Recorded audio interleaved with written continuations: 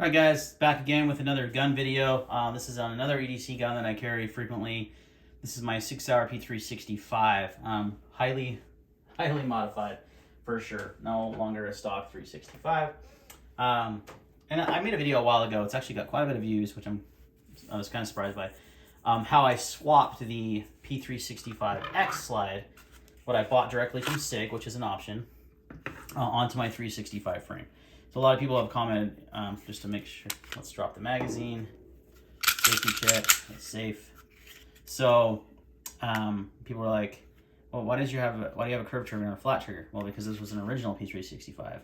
I just swapped the fire control unit into this 365X slide, which allowed me to carry with an optic. That's kind of how I had left it. I had this stippled frame that I talked about in that video as well, but then I couldn't leave well enough alone, so I ended up getting a few more upgrades. Now, one of the first things I did, way before anything really, is I don't have one that's not loaded. Let me just take a minute. Since we're going to be just demonstrating this magazine, I do. Oh yeah, I do. Wait a minute. Nope, it's loaded too. It's got bullets. Okay. Easy unload. Sorry about that racket. So I've got that magazine's now empty. I've got the tactical development base pad here. This is a huge upgrade. So I've got the 12 round mag, and I carry it like that. And people are like, why don't you just buy the P365 XL, or why don't you buy the actual X? Well, I already had a 365A, so why go out and buy a new gun? The modularity of Sig is awesome. And I like the fact that I can carry a smaller mag. So if I want to throw a 10 round mag in, I can do that.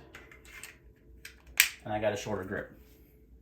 And sometimes when I carry this gun to be discreet, and sometimes I carry at 4 o'clock, like when I'm at church and I'm tucked. I don't want to have a big mag, it's going to print, right? So I can run the 10 round mag. But most of the time, I'm going to run the 12 round mag. So still has the same length grip as the 365 XL and the X, but I can be modular. I can carry smaller magazines if wanted. So that's the beauty of the 365. You can do the 10, 12, 15, all kinds of options.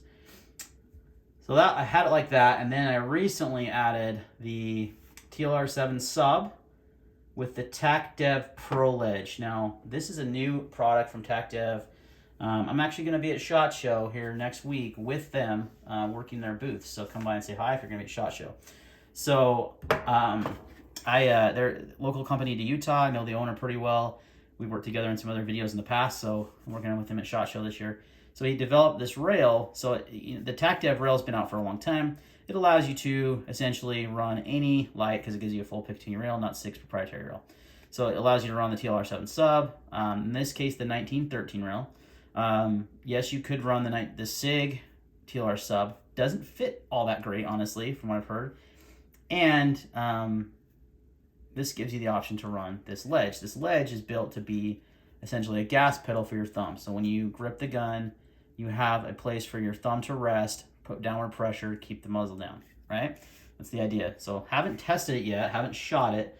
I just got it installed like 2 days ago, but I'm gonna head to the range actually probably today. I'll probably try to get some footage of that if I can, and see how it shoots. It's gonna shoot pretty flat now, because I also added the Herrington arms compensator. So this was actually recommended by Tac Dev. They sell it on their website, and you'll notice the rail this is the XL Pro Ledge. So what it does is it actually sits flush with the compensator. So you have this flush rail. If you didn't have the comp on here, that's going to stick out a little bit. It's still functional, it still works, but yeah, it's going to stick out a little bit. So I added the Herrington arms comp just yesterday.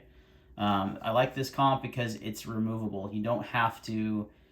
Like the Parker Mountain machine is awesome. I have one of their comps on my Glock 48 19X, but you're not getting that thing off. You're not running that gun suppressed. It's on there. In fact, even cleaning your barrel and stuff is gonna be more difficult. I didn't even think about that because you're rock setting it onto the gun. Whereas this has these 2 set screws here and here. You can blue Loctite them so they can easily be removed, and then you could run suppressed. Easier to clean your gun. Running the True Precision barrel.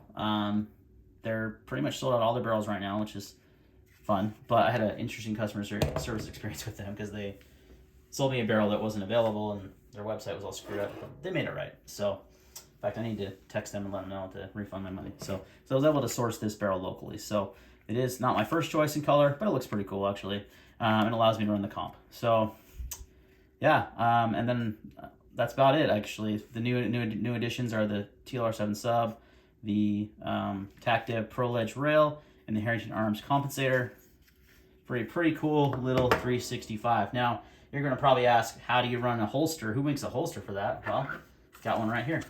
I'll also have the TAC Dev rail or base plates for the 15-round mag. So there is a company or two, I think, but I know specifically one that makes a holster for the 365 with the Pro Ledge and the TLR7 Sub, and that's Mckinatec holsters. Now, I've done a lot of videos on Mckinatec. They're a sponsor of the channel. They they sent me out this holster for review to keep, obviously, and I'm going to be reviewing it fully once I carry it for a little while. This is their Kina Flex rig, so I do feel like it's going to work pretty well. It has nice flex. It's a newer design for him. I shouldn't say newer, but I had an original appendix carry that was all rigid. I think this makes a big difference. Why I like the T-Rex arms so much is because there's that pivot point that you can kind of like mold that. It's going to move with your body and mold with your... So it's easier to carry. I have carried it, and it is super comfortable. I carried it yesterday in this rig. So it's really comfortable. He does offer holsters, and you get a 20% discount using my code that I'll have in the description below. So if you want to get this set up, you can run this holster, and you're good to go. That's one thing with modifications, right? Like, well, that's not going to fit in a normal holster. No, certainly not going to. But Brad and Dan over at Mckinatec, they collaborated. He sent him the mold, or one of these rails. He put it on his 365 because he carries a 365 personally, and he made a holster just like that. So that's my 365 build, guys. That's done for sure. There's nothing else. Well, actually, one other thing I'm going to do is Tac Dev makes a flat face trigger for the 365 series that I'm going to add to this. They are sold out currently. So, and I may do the spring kit to lower the trigger pull, but really, like, I don't mind the trigger on the 365, so maybe I won't, but maybe I'll just do the flat face because it doesn't reduce the weight of the trigger, but there is a trigger kit you can get that does, so we'll see. But yeah, guys, that's my 365 build. Lots of Tac Dev goodness on there. Harrington arms, comp, Holosun, and then the holster. You wouldn't be again without a holster. Mckinatec Kinaflex rig, guys. Super comfortable. Check it out. I'll leave the links in the description for all this stuff. Thanks for watching, and see you next time.